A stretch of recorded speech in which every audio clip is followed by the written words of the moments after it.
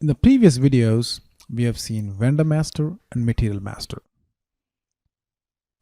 And we said that not all vendors supply all the materials. So some vendors supply some materials and some other vendors supply other materials. So where is the relationship between the vendor and material documented?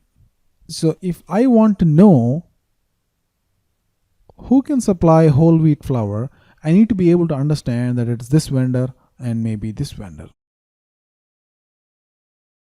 Right? I need that information handy. And how much is it going to cost for this vendor versus this vendor? So the relationship between materials and vendors is created in what's called as a purchasing info record, or info record for short. So what kind of data is available in an info record? Let's go create one. So go back. So where is the info record? So we go to logistics, material management, purchasing, and then go to master data, go to info record, and there you have M11, 12, 13.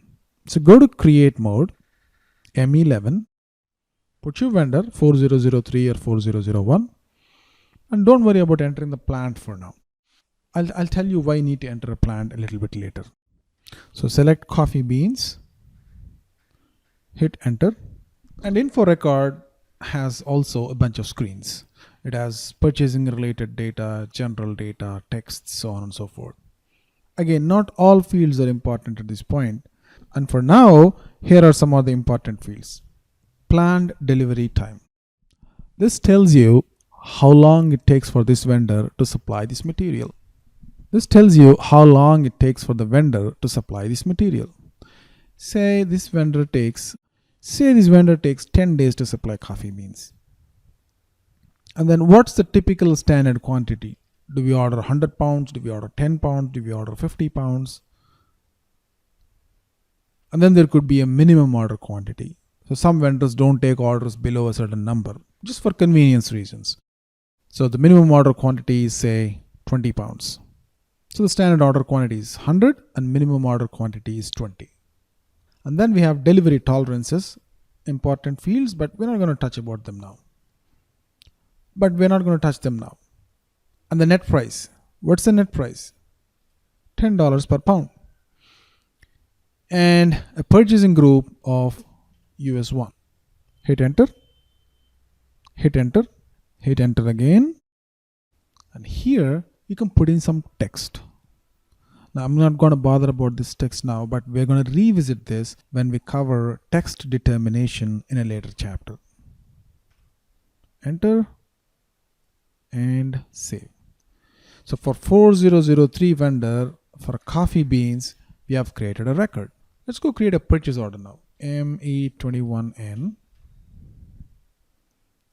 for vendor 4003.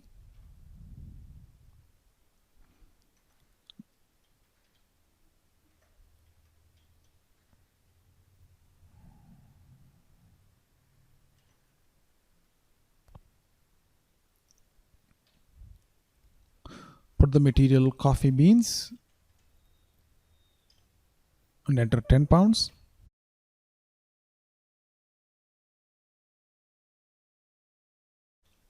In plant Chicago 1.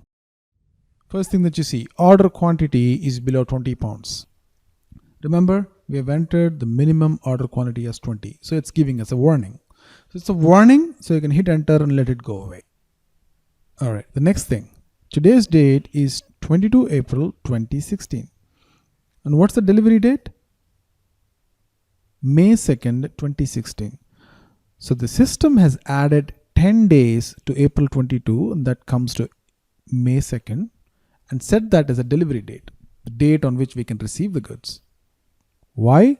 Because we've set the number of days for delivery as 10 days for this vendor and material combination. So as SAP takes the number of days from the info record, adds it to the current date, and puts them in the delivery date field. And $10. Who specified that for this vendor and coffee beans the price is $10? We did it when we created the purchase info record. So what's an info record? Info record ties the material to the vendor. Why do you create info record? We create info record so that at any given point in time, we know what a vendor can supply, or we also know who can supply a particular material. What are the details that go into it? So for a particular purchasing org, you can even narrow down it by plant if you want, but you don't need to. You specify how long it takes for the vendor to deliver that particular material. So you call them and ask them how long it takes. He says 5 days. You put 5 there. You put the purchase org and you also put the standard quantity. Standard quantity does not really have a lot of functionality, but minimum quantity can be used to give a warning if at all vendor requires us to procure in a certain minimum lot. And then you put a price, $2, $5, $10, whatever that material costs from that vendor. And if you look at the price, you see a 2 followed by a comma followed by 5, right? So the intention there is 2.50, but it shows it as a comma. If you want to try it, go to M11. This time let's do it for vendor 4001. Hit enter. And so if you say so if you put in $2, the system automatically takes it as 2.00. But sometimes you could see it as 2,00, like how it shows here. The reason is not all countries, unfortunately, specify decimals as with a dot. Some countries do it with a comma. So in order to account for that, SAP has specified something called as a user profile. So go back. No. Go to SU3. That's a transaction to check your own user profile. So it's dependent on the user. So the user is in Germany and his profile is set to German profile. He can have a comma in place of decimals. Hit enter. And this is my profile. And if I go to defaults, this specifies what my decimal notation is. So it's the same number behind the scenes, but when it shows that to me, if my decimal notation is comma with dots, it shows it like this. But if it's commas in place of dots, it shows it like this. So you can choose it either way you want. Try it with different possible combinations. So you'll understand what I mean by decimal notation. So that's user profile. Transaction code for this is SU3. So we have seen that the delivery date comes from here. And we have seen that the price comes from here. And we have seen that the price comes from here. So let's look at the purchase order once again. A purchase order has header and then line items. Most of the data in the header comes from the vendor, and most of the data in the line items come from material. Now this is very important. So anytime you look at a piece of data, say you saw this unit of measure and want to understand where this came from, follow the thumb rule. Anything from the header comes from the vendor. Anything in the line item, this is a line item field, it comes from the material master. The reason why I mention this is because you can't really understand the source of all the different fields in the purchase order. There are hundreds of fields in the purchase order, and you can't possibly know what each field is and what's the source of it.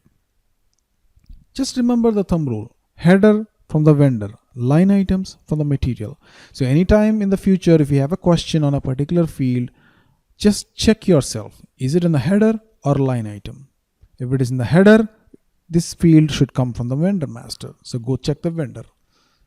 If it's a line item, go to the material master.